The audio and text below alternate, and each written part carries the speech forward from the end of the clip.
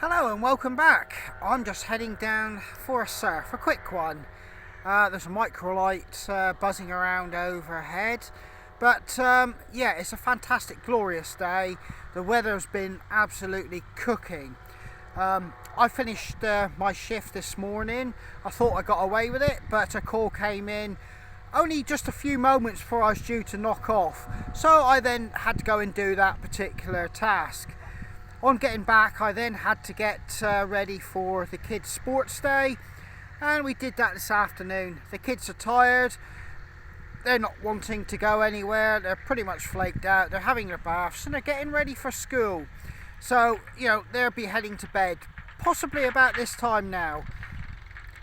On the other hand, I have a little bit of free time, and yeah, this is where I'm now going to head down to the tractor's just going past now. Like I always mention, I do live in an extremely rural area. But anyway, getting back to the point, I've got a bit of time, so I'm now going to head down, grab a few waves, and hopefully take you for a little walk on a coastal path to a little cove. That's,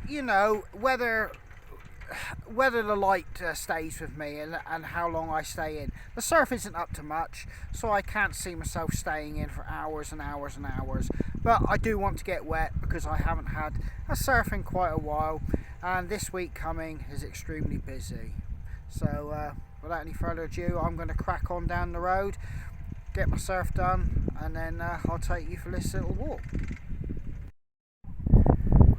Just made it to Pole's F, and I'll give you a quick little look around. And that sun is sinking on the horizon. And we have a sailing ship there, anchored just off the beach.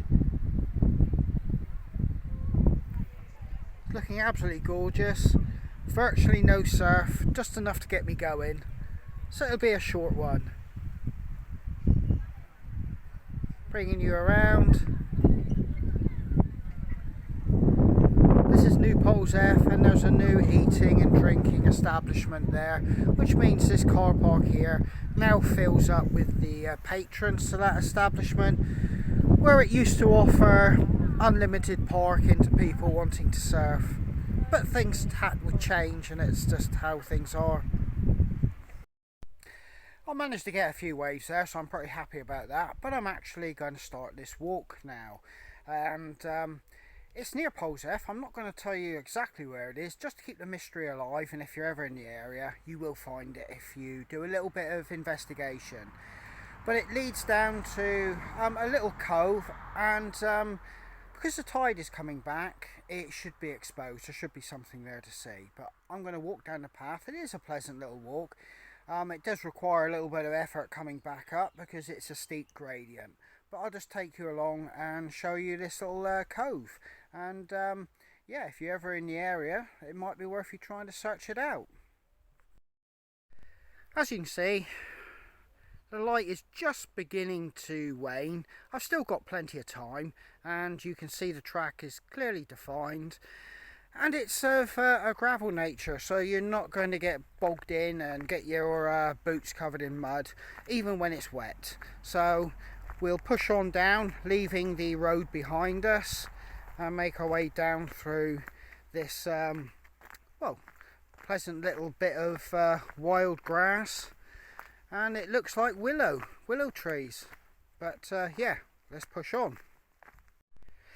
This beginning part of the path, you are completely covered in some parts with a canopy of tree foliage.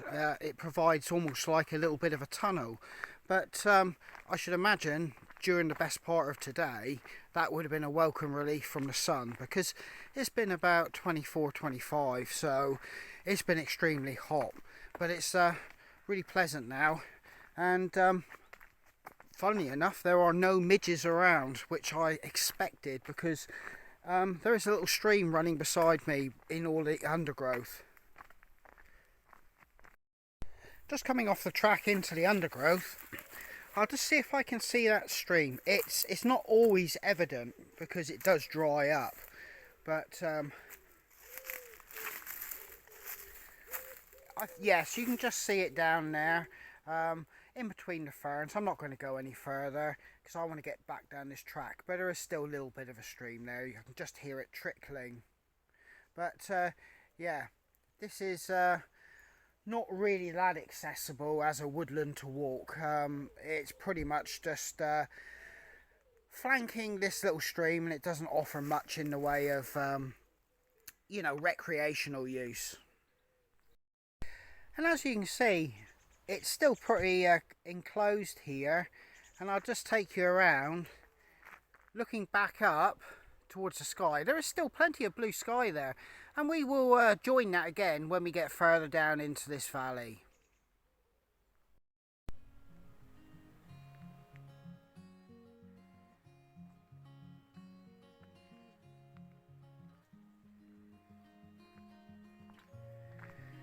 And let's continue. I'm hoping to get a break and start getting some views, and well, just as we come out of here, there they are. We can start to see some of the views and some of the cliffs, and indeed there's a little meadow here which looks like there is a track into it. Yeah, there's a very small little meadow here, and you can see how dense that patch of woodland that's flanking that stream has actually got. It's nothing you could actually go in and investigate without a lot of hard work. And we do have the moon there. But let's turn around and get back on this trail. We're just starting to get some views. And there they are.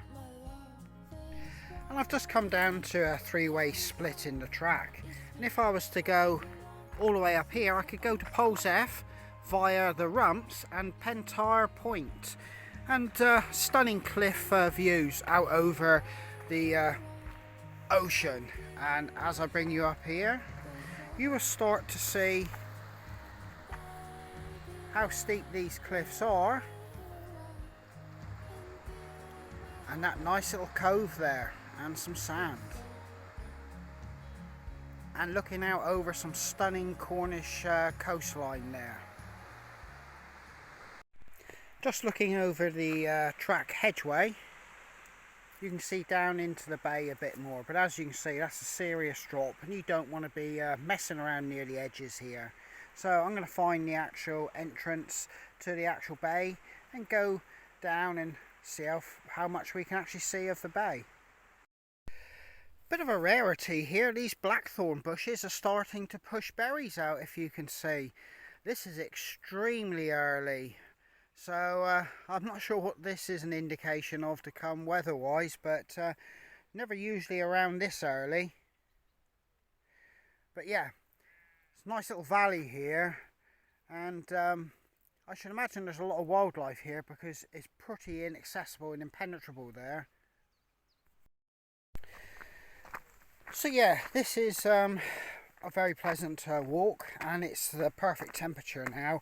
The daytime temperatures were scorching down here in North Cornwall, and yeah, I'm not sure I could have tempted any of my family down here during the hottest part of the day, but I'm just coming up to a viewing point and I'm about to go out and have a look, and I'll let you have a look as well. Here we go, stepping up onto it.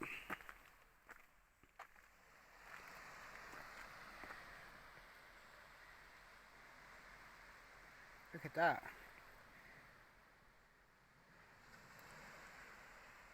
Almost a cave, but the roof, you could argue, has collapsed in at some point, leaving that fragment there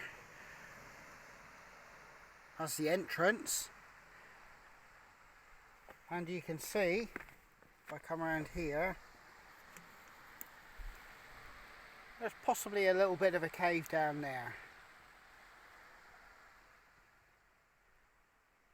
And you can see the sea just through the entrance to the, should we say, tunnel. Coming out pretty much near the bottom of the actual trackway. You can see over there there's a lifeguard ring, and there's another pathway which would have been quite pleasant to walk a dog. Swing you around, and we're going to head up over this little bank for another view of the actual bay itself. And here we are.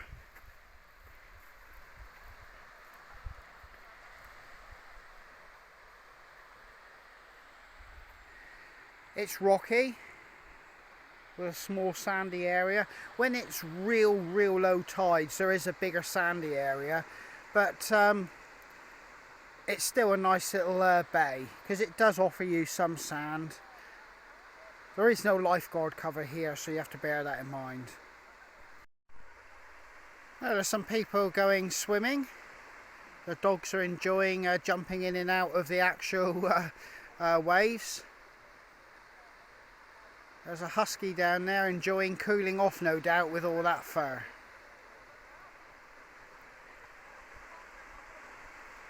And it looks like there's a group of lads further out bobbing in the water, about 3 of them. They couldn't have asked for a better night to do that. And here's the cliffs that surround the actual bay, or cove. But we're going to go over to that point to get down. Alright, so I've walked back into that little area where the tracks converge, and it flattens out for a period of time before you would actually have to follow the footpath up there. And it is part of the south-west coastal path system, and that would take you on to, well, Tintagel, Boscastle, Port Isaac, and all the other little places heading back up into North Cornwall. But we're going to head down here. Try not to slip. I haven't actually got decent footwear. Coming down here, there's a set of wooden steps. And when you get down here, you can quite easily see you've got to do some boulder hopping to get where you want to go. Possibly not the best place to bring young children, and I wouldn't suggest it, because obviously there's a lot of rocks and boulders to hop over. And if you're not able-bodied, it would be extremely difficult access for yourself as well, because they're slippery, they're pointy, and you know, it's easy to trip, fall and have an accident here. So if you know, you would have to be extremely cautious and careful and fleet of foot to actually make your way over to the sand. I've just picked a route over. And like I said, you know, access isn't the best for this one. In fact, you know, access is challenging. So, you know, that has to be taken into consideration. There, I can see where I need to get to. That sand over there. Like I said, I've got pumps on which aren't offering the best of grip. Trail shoes or hiking boots would have done me a lot better, I think. And you can see where that little stream is actually making its way just off there. There's not a lot of water, but it's enough to keep all this pretty slimy and looking unpleasant, but it's just the fact that it's continuously damp. But here's the sand, and I'm on it. So during the higher tidal ranges, this bay is completely full of water. There is no access, or there's nowhere for you to actually go here. It's only during the very lower parts of the tide, so you have to bear that in mind. You don't want to get cut off or find yourself in difficulties in that respect also. But I'll just let you have a look at the cliff walls, because you can actually see all the shellfish that are still attached to the rock face. so you can see that it is actually submerged here. And there you go. You can see all the limpets, the mussels,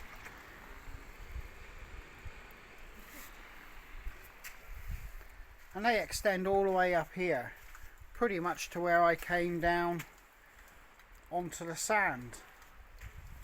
So that confirms, if you needed it to be confirmed, that there's nothing left of this beach. It is completely submerged and covered in water. But let's make our way out onto the sand.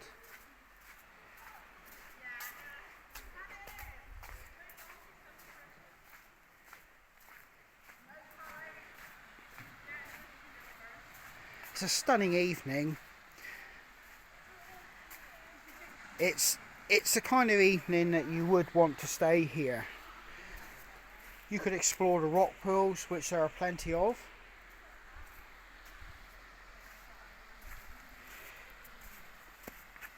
But like I said, the rocks are all slippery. There's plenty of sand covering them, and seaweed and things like that. So yeah, you would have to be extremely careful. But there you go. There's the ocean. There's the cliffs. Let's go down and have a look at the sea. That sun is really bright.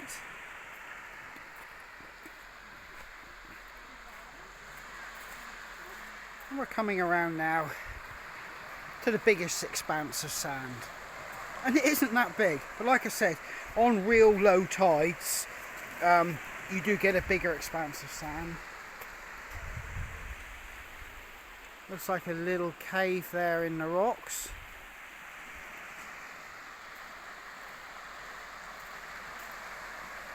I'm trying to avoid getting my pump soaking by inadvertently standing in a rock pool or any water. This is actually a stunning little cove. And like I said, if you have the abilities to negotiate the access, you know, it's a very pleasant little cove to come for a little bit of seclusion. There's never very many people down here.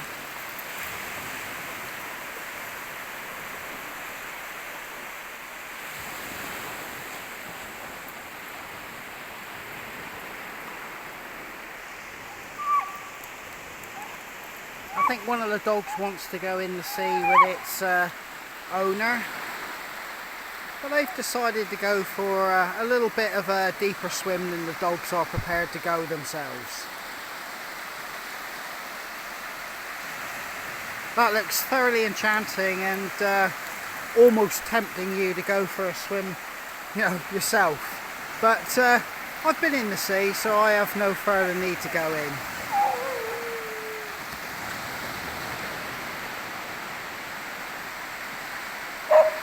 He really does want to go in.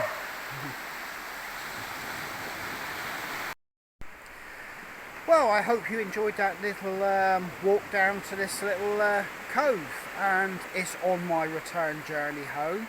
So it was definitely worth popping down to show you guys what a little cove in Cornwall or North Cornwall looks like. Obviously you can see access is a little bit difficult on this particular cove, so that would have to be taken into consideration if you were coming here. But nevertheless, it's a stunning little cove, and you know, I've definitely enjoyed seeing, well, shall I say, the last part of the day out by doing this little walk. But I'm going to make my tracks home. It's all uphill, so I've got to plod out uphill to get back to the car and get home. So I'm going to call this a day. It's Andy from Folklore Hiking Sticks. All the best, and take care.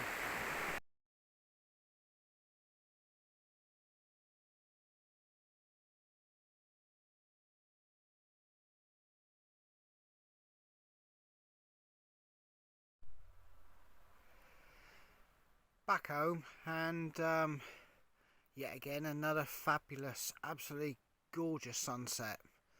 And as I do, I share it.